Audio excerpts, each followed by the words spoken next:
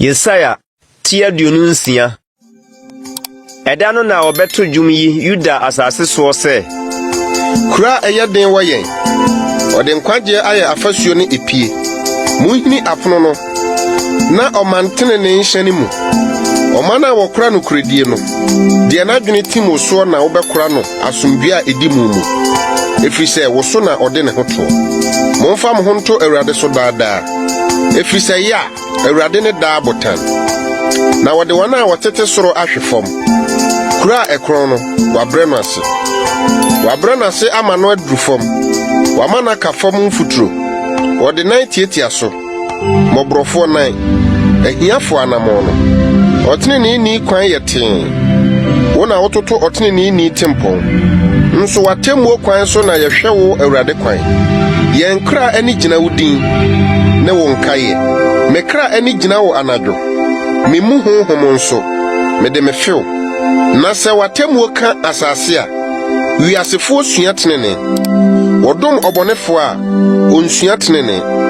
Nsentenene asase so na odi amumuyosem. Na onhunu Awurade keseye. Awurade woma wonsa so nanso wanhwe. Wobehunu na wonani awu. Oman hu ninkuntwe no.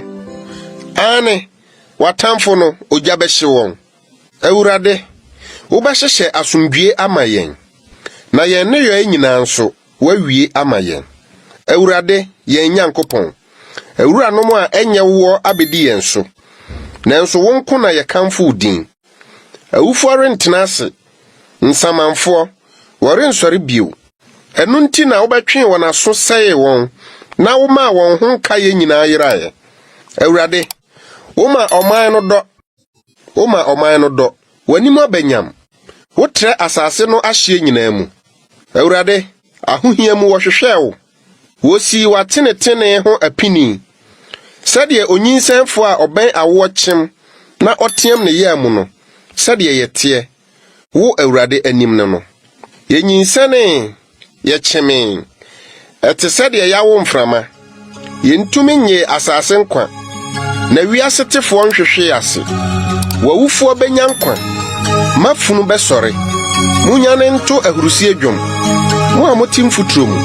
Na obosuo ye han bosuo. Na asase beyi nsamanfo agu. Meman kona kohyane wumpia mu. Na toto wachire apono mu. Fa huhunta kakra bi kosi se abufuo no betwam akoro. Na hwe Awurade refri nafa akotwe asase sofo aso. Wona mumuyonti. Na asase beyi ni mogya adi. Na erenkata wona waku won eso no so bio.